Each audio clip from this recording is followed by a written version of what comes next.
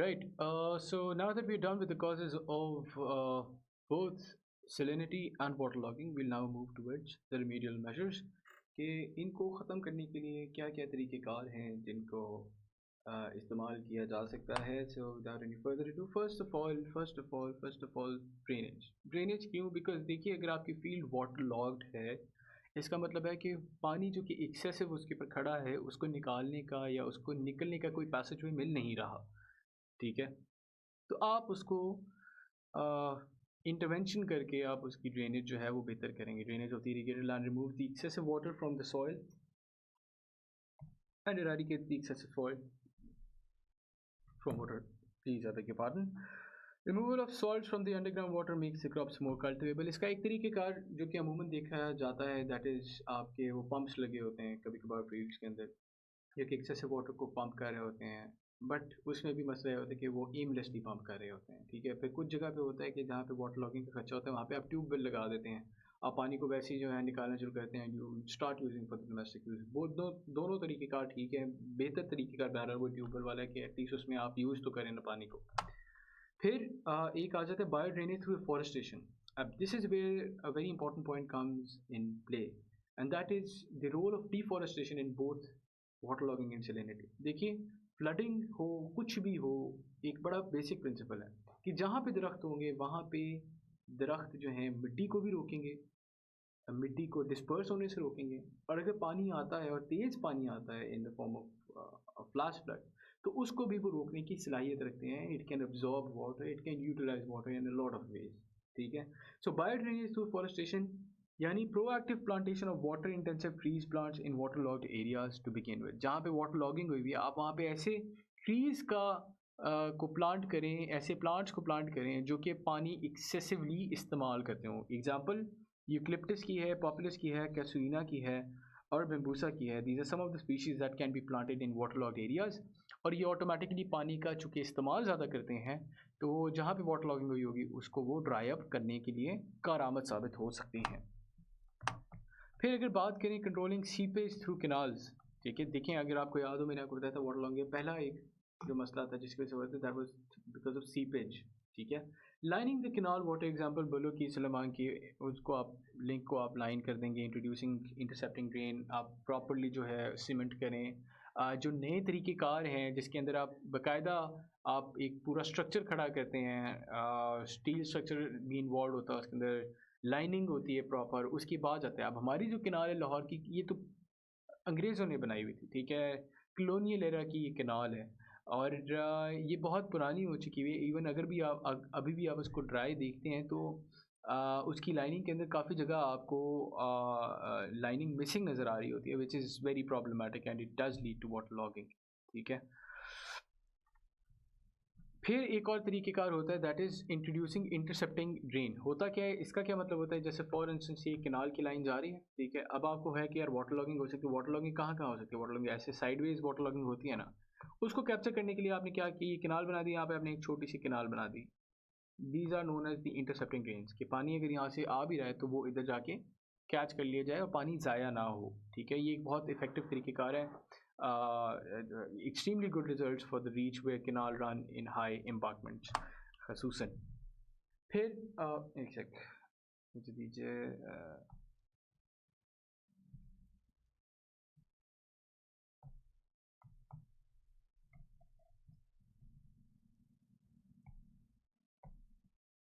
Preventing percolation. Optimum water supply for irrigation, water saving of around 20-50%. Percolation यानी उसी पानी का सीप इन कर देना. ठीक है, पर्कुलेशन उस पर्टिकुलर लैंड के अंदर, और जो कि सैचुरेशन का बायस बना है. उसका तरीक़ेकार क्या है कि आप पानी मुहैया ही कम करें. आपको मैंने जैसे अभी बताया पिछली कुछ वीडियोस के अंदर कि हमारी पानी की कंजम्पशन बहुत ज़्यादा है, एक्सेसिव है. It's not optimum at all, miles away from being optimum to be very honest. ठीक है, 2000 लीटर 1 किलो शुगर केन के लिए, it's insane. It's very informal word but it is completely insane. ठीक है, so we need to come up with better sustainable agricultural methods, जो कि हम आगे इंशाल्लाह sustainability का जो मॉड्यूल है उसके अंदर अभी हम पढ़ेंगे sustainable agriculture में. ठीक है, वाटर सेविंग ऑफ अराउंड 20-50% हो सकती है अगर आप सस्टेनेबल मेथडोलॉजी का इस्तेमाल करें, जो कि पूरी दुनिया के अंदर इस्तेमाल हो रहा है. फिर लिफ्ट इरिगेशन सिस्टम का most valuable method to remove water logging, tubewells are constructed on water log lands. इसके बारे में मैं गुफ्तगू कर चुका हूँ कि आप ट्यूबवेल्स को लगा देते हैं वाटर लॉग लैंड्स के अंदर, लिफ्ट इरिगेशन हो जाते हैं, thereby removing excessive water from the water tables automatically. उसका तरीक़ेकार यही होता है, आप ट्यूबवेल्स लगा के या तो आप उस वाटर लॉग एरिया को ही बाद में इरीगेट कर लें या आप उसको डोमेस्टिक यूज़ कर लें। इन बोथ द वेज आपका जो वाटर टेबल है वो थोड़ा सा स्टेबलाइज होना शुरू हो जाता है, इट्स ए गुड। फिर सैलिनिटी की अगर बात करें तो लीचिंग है सबसे पहले। ये अभी तक जो हमने बात की that was of water logging. अब अगर खसूसन सैलिनिटी को लेकर बात करें तो पहली तो आ जाती है लीचिंग। लीचिंग क्या है? वही बात, आपकी सरफेस के ऊपर सॉल्ट इकट्ठा हुआ है, application of excess water so that salts are remove out of the root zone. ठीक है, सिंपल एज दैट। आप थोड़े से फ्लो में आप पानी छोड़ते हैं ताकि वो लीचिंग हो जाए, बिल्कुल इस तरह जिस तरह आपकी गाड़ी के ऊपर अगर एक मिट्टी की एक लेयर है तो उसके ऊपर आप पानी मारते हैं तो वो साइड होना शुरू हो जाती है। एग्जैक्टली वही प्रिंसिपल फॉलो होता है। Growth of suitable crops that are tolerant to salt and open to wet conditions. इस तरह के कुछ क्रॉप्स होंगे जो कि आपके वेट कंडीशंस के लिए भी टॉलरेंट हैं, आपके सॉल्ट के लिए भी टॉलरेंट हैं, and they are productive at the end of the day. आप उनको ग्रो कर सकते हैं। This is a very tertiary form of alternative. पहले तो आपका कोशिश यही होनी चाहिए हमेशा कि आप मसले की जड़ को ख़त्म करें, हल करें। मिटिगेट की अप्रोच आपका फर्स्टली होना चाहिए, आपकी कोशिश उसी के लिए होनी चाहिए। बहरहाल फिर addition of organic matter increases soil permeability through promotion of soil aggregation and release of carbon dioxide during respiration that dissolves lime. क्या होता है इससे? ऑर्गेनिक मैटर से ऑर्गेनिक मैटर क्या करता है? आपको ये ध्यान में रखना है कि अल्कलिनिटी का बायस बनती है सैलिनिटी। ठीक है, अल्कलिनिटी क्या थी वो मैं आपको बता चुका हूँ, जिसके अंदर आपके सोडियम आयंस थे जो कि बहुत ज़्यादा एक्सेसिवली वहाँ पे पड़ जाते थे, दैट वाज अल्कलिनिटी। ठीक है, अल्कलाइन बनाती थी सॉल्ट को। Okay, that is established.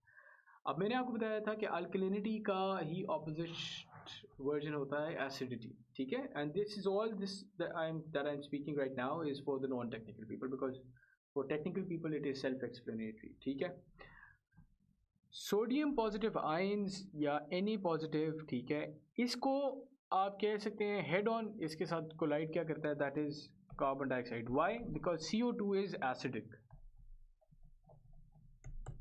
ठीक है जी, ये इसी तरह है कि अगर मीठा बहुत ज़्यादा हो जाए तो आप कोई सॉल्टिश चीज़ है उसको खाने की कोशिश करते हैं, क्यों? ताकि आपका ओवरऑल जो टेस्ट है वो न्यूट्रलाइज हो सके, आप बहुत ज़्यादा मीठा मीठा ना फील करें, थोड़ा सा आप सॉल्टिश भी फील कर लें।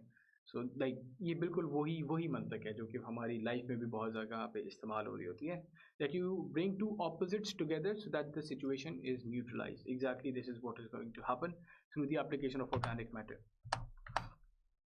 फिर application of chemicals such as gypsum, sulfur, sulfuric acid, hydrochloric acid neutralize the salt and lower the pH।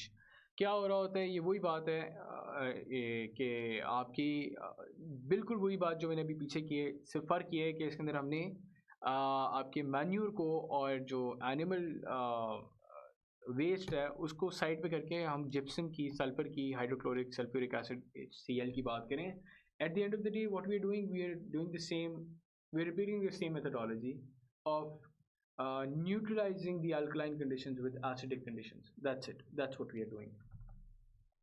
फिर irrigation, saline soil should be irrigated heavily as compared to non-saline soil। ये वही पर leaching ही हो गया।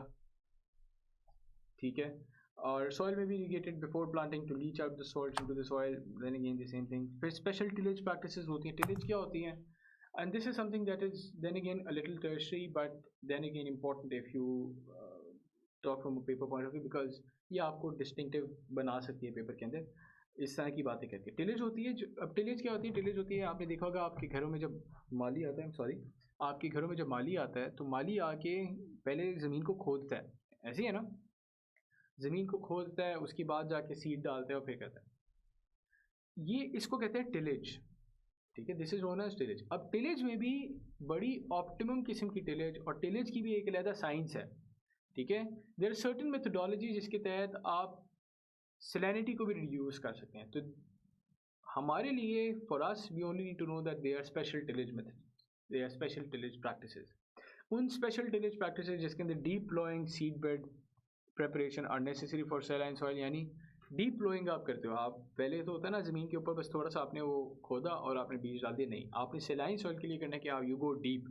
Why do you go deep? Because आपकी जो saline soil है उसकी लेयर के ऊपर यानी टॉप लेयर के ऊपर सेलेनिटी होती है ज़्यादातर, अंदर जाके नहीं होती। तो अगर आप अंदर करोगे तो there are more chances of the seed to prosper and to nurture. That is the end of water logging and salinity ladies and gentleman. उम्मीद है कि आपको ये टॉपिक पसंद आया होगा, अच्छा लगा होगा। और आई कैन इंश्योर यू कि अब आगे हमारा कोर्स है वो इंशाल्लाह स्मूथली ही चल रहा होगा, चलेगा अभी।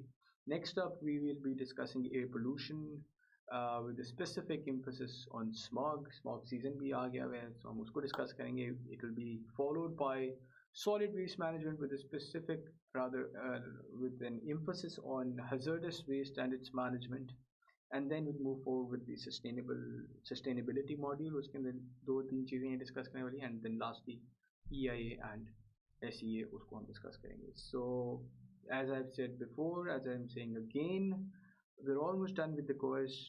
बहुत बेसिक चीज़ें रह गई आगे, and it is going to be fun inshallah, so just bear with me, ठीक है? Thank you very much, see you in the next video।